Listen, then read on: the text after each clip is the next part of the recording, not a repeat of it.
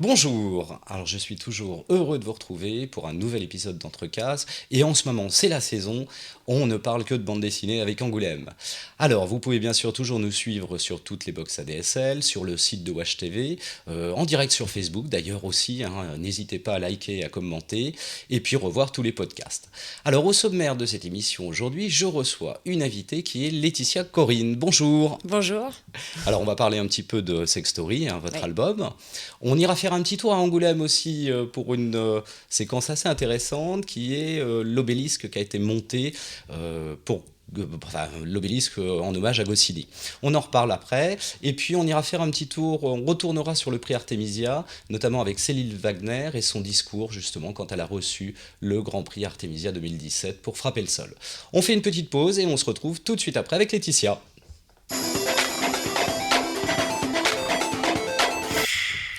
Alors Laetitia, vous avez sorti un album il y a déjà quelques mois qui a eu un super succès qui s'appelle Sex Story. Alors tout d'abord, comment êtes-vous venu à la bande dessinée ? Parce que vous avez eu des gens qui vous ont aidé, qui sont quand même assez illustres dans ce que j'ai pu lire.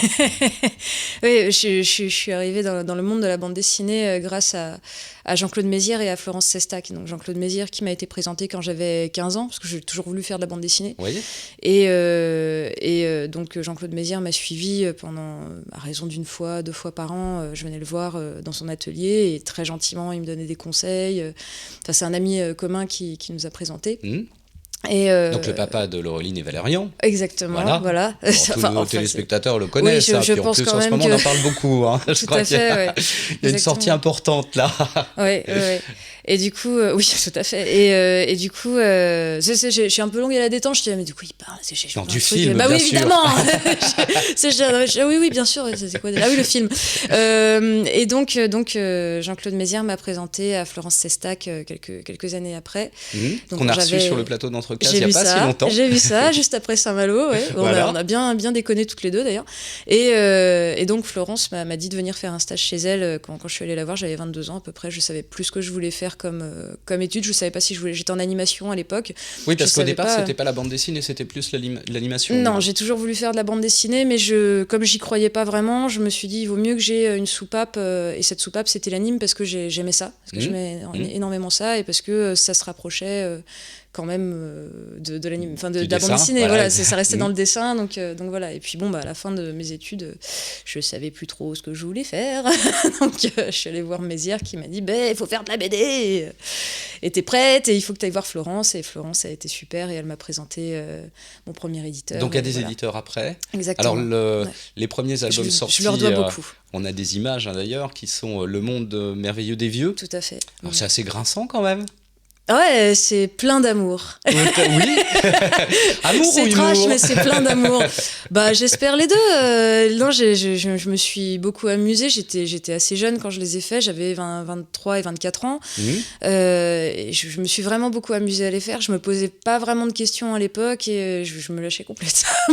Alors l'humour est quand même dans la famille depuis un petit moment, d'après ce que j'ai pu voir. Je repense à votre grand-père. Oui, mon grand-père qui était clown. Et puis, un clown célèbre d'ailleurs. Qui était oui, un Auguste célèbre. Mimile le clown. Oui, tout à fait. Je me rends pas compte. Mon père m'en a beaucoup parlé. Il m'a dit qu'il était très connu. Vous avez pas revu des émissions de la Piste aux étoiles ou des choses comme ça ?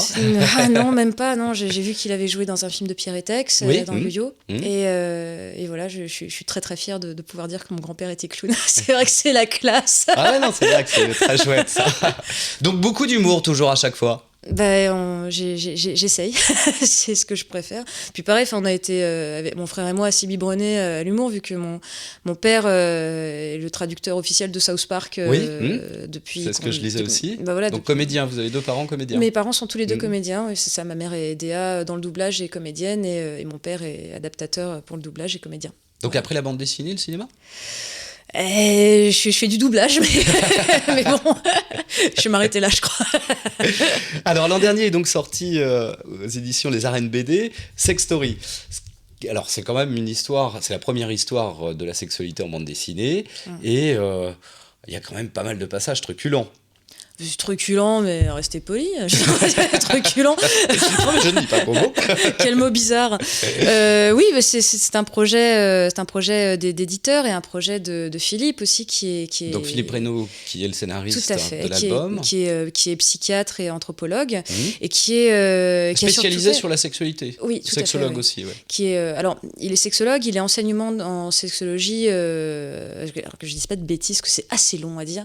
Il est il est chef de l'enseignement de sexologie de Paris Descartes, voilà. Grosso oui, c'est un bon titre. Voilà, c'est grosso modo, c'est ça. Et donc, c'est lui qui avait ce projet dans les cartons depuis des années. Et aux arènes, donc, est paru Economics il y a quelques temps, qui a très très bien marché. Donc, ils ont voulu faire la même chose avec la sexualité. Et donc, ils ont cherché un dessinateur, plutôt une dessinatrice, parce que Philippe voulait faire ça avec une dessinatrice, pas pour la draguer, c'est parce qu'il voulait non, mais raconter. Non, mais j'ai cru au départ, mais en fait, non. Et donc, Philippe voulait qu'on fasse ça, un homme et une femme. À cause de nos sensibilités, enfin, ils ne se voyaient pas raconter l'histoire de la sexualité avec un homme, puisque deux hommes racontaient l'histoire de la sexualité, c'était peut-être pas très légitime. Oui, c'était un peu dommage. Donc voilà, puis c'est vrai que du coup, on s'est bien complété, si je puis dire. Alors c'est très très bien documenté, très pédagogique, on apprend des tas de choses, on a quelques images qui peuvent passer derrière. Bon, j'ai été très surpris de savoir que Cléopâtre avait inventé le premier vibromasseur. Alors oui, c'est un peu le truc qui a buzzé sur l'album. Oui. Ça ne me surprend pas d'ailleurs, parce que c'est une des anecdotes qui m'a le plus frappé quand on a commencé à travailler ensemble. Maintenant, elle n'a pas forcément... Alors comment dire ? Il faut remettre les choses dans leur contexte. On n'a aucune preuve, même s'il y a des écrits là-dessus. C'est apparemment, parce qu'on a eu quand même pas mal de critiques à ce sujet.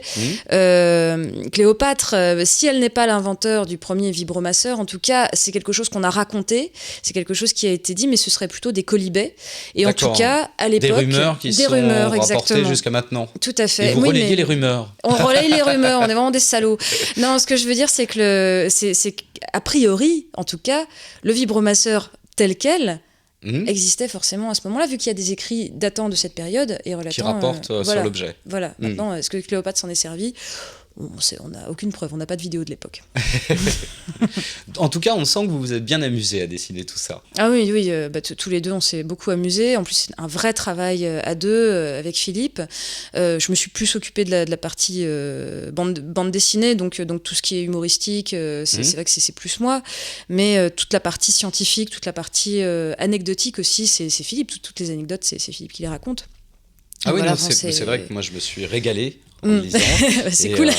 On y apprend des tas de choses. Alors c'est réparti en plusieurs chapitres, et vous traitez par domaine. Alors à la fois en remontant chronologiquement dans le temps, et puis sur des chapitres 10, 19e siècle, cul serré et prostitution. Oui. Alors j'ai vu aussi que le piercing était drôlement ancien. Oui, le prince Albert. Tout à fait. Alors ça, par contre, je le savais. C'est vrai que le prince Albert, je connaissais l'histoire, même si c'est pareil, c'est difficile à vérifier. C'est pareil, on n'a pas de vidéo de l'époque. Non, on n'a pas de vidéo de l'époque, il n'y avait pas encore Internet, donc c'est très compliqué à vérifier, mais oui, le prince Albert, en tout cas, date bien de cette époque-là. Voilà, Sex Story. Alors, le public a drôlement bien réagi, d'ailleurs. Oui, c'était une belle surprise, parce que... On se doutait que le sujet allait intéresser. Le sujet était un peu racoleur, c'est vrai. Puis la couverture rouge comme ça, avec marqué sexe en gros dessus. C'est vrai que c'était assez racoleur, mais à ce point-là... Oui, parce que pour nos téléspectateurs qui ne se rendent pas forcément compte, il y a eu un tirage à plus de 40 000 exemplaires. Je crois, moi, je pensais 35 000, mais vous venez de m'apprendre 40 000. Il me semble que dans le rapport de Gilles Ratier, l'excellent rapport de Gilles Ratier, qu'on peut saluer d'ailleurs, puisque c'est la dernière année finalement qui fera son rapport, il l'a annoncé il n'y a pas longtemps, et quel dommage parce que c'était une source d'information remarquable, c'est bien triste. Et donc il me semble que Gilles Ratier indique 40 000 dedans. D'accord. À vérifier. Oui. Non, c'est vrai que c'est un tirage quand même drôlement important. Oui. Par rapport à ce qui peut exister dans le milieu de la bande dessinée. Je ne connaissais pas personnellement. Ouais. Donc voilà, non, c'était une bonne surprise. Et là, d'autres projets un petit peu ? Là, je suis en train de travailler avec Leïla Slimani sur un nouveau projet. Et donc, voilà, je suis en train de travailler dessus. Voilà. Bon, vous voulez pas nous en dire plus? C'est un projet sur la sexualité au Maroc. Je peux pas vraiment en parler plus. Vous restez que ça. quand même dans le domaine de la sexualité? Oui, mais c'est très différent. C'est pas normalement, je travaille plutôt sur le ton de l'humour. Là, c'est quelque chose d'assez sérieux. Et c'est quelque chose qui me fait un peu peur parce que j'ai pas du tout l'expérience ni l'habitude de ce genre d'exercice. C'est un one-shot. J'ai dû travailler de manière complètement différente en fait par rapport à ce que j'ai l'habitude de faire et du coup même traitement graphique ou des expériences nouvelles? Exactement. D'accord. Et puis voilà, on n'a pas j'ai pas travaillé de la même façon du tout dessus, donc c'est. Et donc ça, c'est prévu une sortie pour quand? Normalement pour septembre. D'accord. Voilà. Très bien. Toujours chez les Arènes. Voilà. Parfait. Alors, vous n'êtes pas à Angoulême cette année, on en parlait. Vous y êtes allé par le passé. Oui. Je vous propose qu'on aille quand même faire un petit tour à Angoulême, puisqu'en ce moment, c'est le grand moment de la bande dessinée. Donc, on marque une petite pause et on va parler de l'obélisque qui s'est monté pour René Goscinny. J'étais un peu poète, mais j'ai fait un petit malaise en fait à l'instant. Bon, tout va bien. Tout va bien, ouais. C'est passé, mais des fois je fais des petites chutes de tension et là je vais en faire une. Bon, sinon on a peut-être du sucre dans le studio. Il n'y a pas de raison, j'ai mangé une sucette avant de venir, mais souvent sur les plateaux, je sais pas si c'est la lumière, je sais pas si c'est le stress, ça. Pourtant, Bon, détendez-vous. Mais je suis pas stressée du tout, enfin vraiment. Mais c'est juste que il y a des moments où j'ai des baisses de tension et ça m'arrive en voiture aussi souvent. Bon, donc alors on va faire un petit voyage. Là, on va aller faire un tour sur le parvis de la gare d'Angoulême. Ouais. Et je vous propose qu'on regarde une petite vidéo qui a été tournée par Lynn Shangbling, qui était à Angoulême et qui était même en amont, puisqu'elle a filmé tout le début de construction de cet obélisque. Super. Alors je vous propose qu'on regarde ça et puis en même temps on va commenter un petit peu. Alors c'est vrai que c'était les 40 ans de la disparition de Goscinny. Ouais. Et l'Institut Goscinny s'est associé au Festival d'Angoulême pour offrir à la ville d'Angoulême un magnifique obélisque. Oui, c'est normal pour Goscinny, un obélisque, c'est la moindre des choses. Alors ce qui est assez marrant, vous voyez les images là, de fabrication de l'objet, et en fait ils ont repris toutes les phrases cultes qu'on a pu lire dans tous les albums, parce qu'il n'y a pas qu'Astérix et Obélix, bien sûr, le petit Nicolas, Lucky Luke, et ils les ont gravés sur cet obélisque. Donc on retrouve les Partoutatis, le ciel nous est tombé sur la tête, vous avez vu, je suis invisible. C'est extraordinaire. Donc ça a été inauguré hier, là, sur le parvis de la gare d'Angoulême. Donc les visiteurs vont pouvoir découvrir, en arrivant, cette magnifique stèle. On voit tout le travail de précision et de finition, ce qui est un document assez rare quand même, qu'on puisse avoir la chance d'avoir toutes les étapes de fabrication.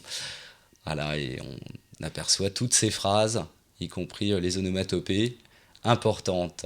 Donc il y a eu un bon travail d'organisation là, pour installer ça et que ce soit bien sûr prêt pour le festival d'Angoulême. Mais c'est fou parce que je trouve que j'ai vu quelques images sur internet et je trouve que, là juste en voyant les images, je trouve que l'obélisque, tous nus, je veux dire sans les phylactères peints, est presque plus joli, je trouve. Après. Il est très joli pour ressortir, comme ça, mais... il fallait effectivement quand même faire ressortir les ça marche lettres. Bien comme ça mais aussi. Ça fonctionne bien. Alors on peut remercier Lynn. On retrouvera d'ailleurs Lynn dans 15 jours, puisqu'elle m'a aidé aussi pour l'analyse de planches. Mais on aura l'occasion d'en reparler. Alors on a une image d'ailleurs de ce qui s'est passé hier, puisque ça a été inauguré hier. On a une image, ça c'est encore le film, mais on a une petite image justement de l'obélisque avec... Voilà, la fille de Goscinny, Anne Goscinny. Ouais. Oh, il y avait Astérix et Obélix aussi. Astérix et Obélix. C'est vrai. Alors on peut citer d'ailleurs, puisque l'information est tombée hier, celui qui présidera l'an prochain le festival de bande dessinée d'Angoulême, qui est Monsieur Bernard Cauzet. Ça c'est formidable quand même de récompenser Cauzet. Ouais. On avait reçu dans Contrecase, d'ailleurs j'ai repris une image d'une interview qu'on avait faite au Salon du Livre pour le Mickey. Et ça, c'est un grand plaisir. Voilà, alors je vous invite à... La semaine prochaine, vous allez avoir pas mal d'images, puisque Nicolas et Emmanuel sont à Angoulême. Donc vous aurez pas mal d'informations, mais il était important quand même de vous citer ces deux petites choses. On fait une petite pause et puis on parle du prix Artemisia. Ok. Alors, est-ce que vous connaissez Laetitia, le prix Artemisia. Bien sûr. Ah oui, bien sûr. Alors, il a été remis donc le 12 janvier à Céline Wagner pour l'album Frapper le sol. J'avais eu l'occasion d'en parler, mais je vous propose qu'on écoute Céline justement pour son discours de remise de prix. Enfant déjà, et davantage depuis que je me rêve auteur, avec un E. Enfin, à l'époque, je n'y avais pas de maman. Je me prends à imaginer un laïus pour le jour où l'on me tendrait un micro, comme aujourd'hui. Durant toutes ces années, n'étant pas vraiment convaincue que ce jour viendrait, je n'ai pas pris de note. Je me souviens seulement que j'abordais des choses comme mon idée de l'art, mon idée d'une vie qui lui serait consacrée, mon découragement légitime à donner de la voix, tant il y a de tweets dans ce monde, et de gens au discours plus aiguisés que le mien. Quand j'ai appris que l'association Artemisia avait choisi Frapper le sol pour remettre son grand prix, l'immense joie fut supplantée par cette angoisse archaïque. Mince, je vais devoir m'exprimer. Faire des livres me laisse imaginer que je parle. Je ne vous dirai pas mon idée d'une vie à la fois vide et bien remplie, encore moins mon idée de l'art, car nous sommes nombreux dans cette salle à savoir ce qu'est le quotidien d'une tâche intellectuelle ou artistique. Et bien que parler de mes livres ne soit pas mon fort, je vais tenter de dire 2 mots sur Frapper le sol. Il s'agit aujourd'hui de lui donner une chance de naviguer un peu plus loin qu'il n'y était voué, au milieu de l'océan des productions éditoriales. Je ne vois pas de vraie raison d'écrire sur un sujet.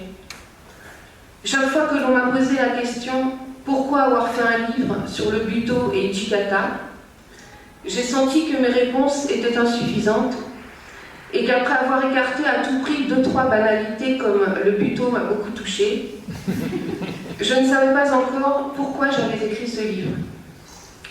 Ce que je savais en revanche dès le départ est qu'il était essentiel de le faire. Je comprends un peu plus tous les jours ce qui m'a amené sur les traces d'Hijikata. La réponse est simple, et sans doute certains d'entre vous ont devancé ma découverte. Sans jamais me poser la question de savoir ce qu'il en aurait pensé, j'ai trouvé dans le personnage d'Hijikata un peu de moi-même. La problématique se posait en sens unique.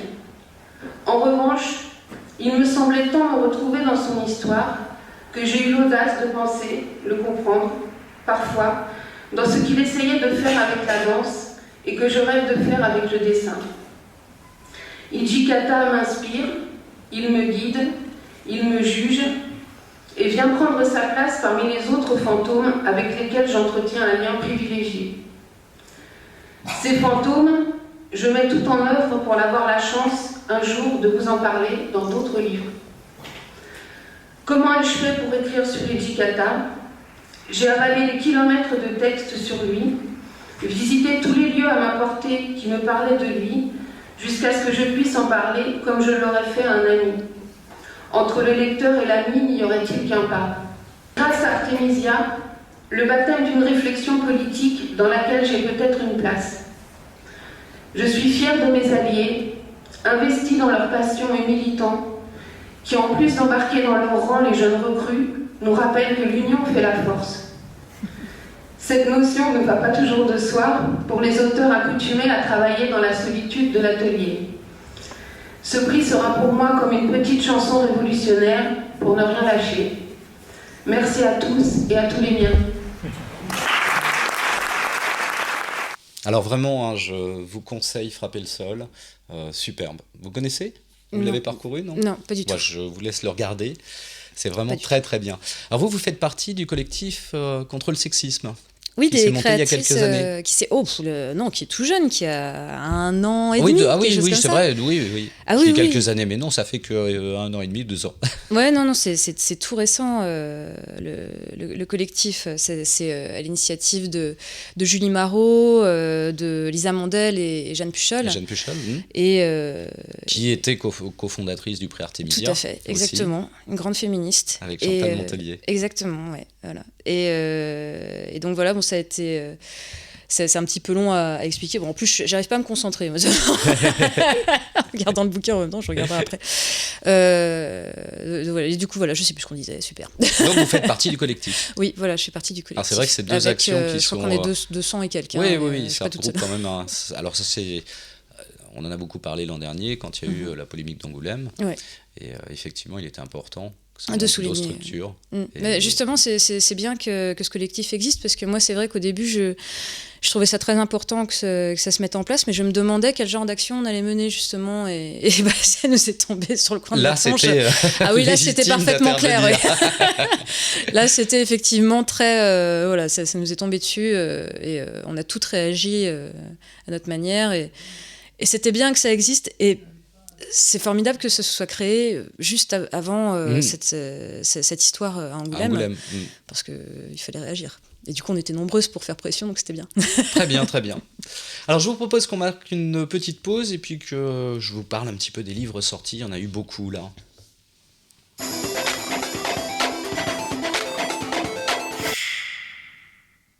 Alors, c'est vrai que pour Angoulême, il y a toujours une production importante qui sort. Oh, c'est bizarre. C'est dingue, hein. C'est vrai que c'est le seul moment où on parle vraiment de bande dessinée. Oui, Non, c'est plus vrai. On en parle un petit peu quand même en dehors, mais ça a été pendant très longtemps le seul moment où on parlait de bande dessinée. C'est vrai. Alors, est sorti plusieurs choses aux éditions Ankara. Enormous, alors c'est le tome 1. Une histoire post-apocalyptique. Je ne sais pas si vous aimez ça, tout ce qui est... Je lis peu de post-apocalyptique, mais ça m'intéresse. Ah, c'est le label 619, en plus, j'aime bien ce qu'ils font. Donc, voilà, à découvrir. Alors, il y a aussi ça qui est très chouette. Ça parle de couple, c'est très intime, c'est très très beau. C'est Corps sonore de Julie Marot, on en parlait, puisque elle a monté j'en ai entendu le collectif qui vient de sortir chez Glénat. Voilà. Je vous laisse découvrir ça. Je vous les passe au fur et à mesure. Ouais, je suis contente de le voir. Oh ouais, c'est très très beau. Très très belle histoire. Alors bien sûr, on ne pouvait pas ne pas parler de Tintin au pays des soviets et sa version couleur, qui a fait parler beaucoup. Oui.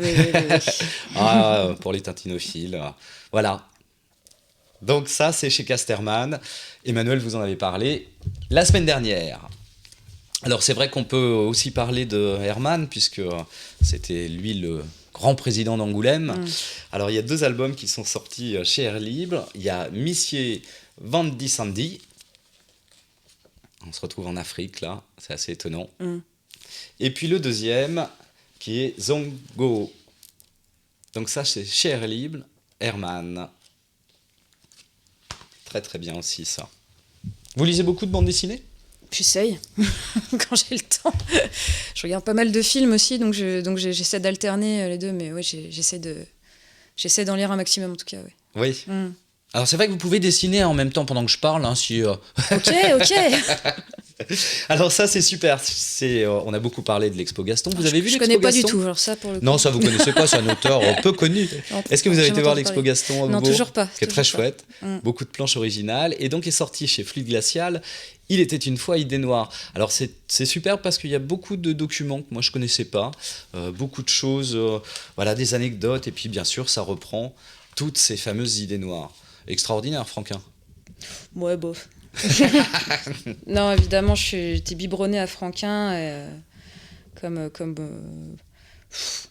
Alors j'ai pu voir qu'il y avait aussi quelqu'un qui vous avait beaucoup influencé, qu'on a reçu aussi dans Entre Cases il n'y a pas longtemps. Ça, oui. Hein c'est Villemain. Ah ouais, c'est une sorte de dieu vivant pour moi, Villemain. Bon, j'essaierai d'organiser une rencontre la prochaine fois, quand je l'aurai invité. On se connaît, mais avec grand plaisir, oui. Je lui dois un dessin d'ailleurs. Ah bah alors. Alors chez Mosquito, Vianello, Adriatica, ça c'est chouette aussi, hein, l'inspecteur Conrad, encore une histoire à découvrir. Comme ça chez Mosquito. Alors chez Sarbacane, un album assez étonnant qui s'appelle Le goût du kimchi. C'est très chouette. Alors, c'est sur la Corée, hein. Et vraiment c'est... Alors le kimchi étant le plat national. Le kimchi, c'est un chou, il me semble.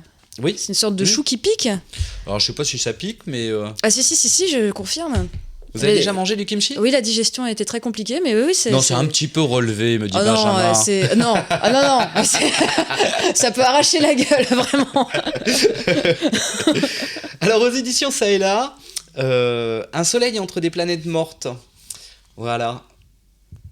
Alors ça, c'est une bel histoire objet. qui se passe en Norvège.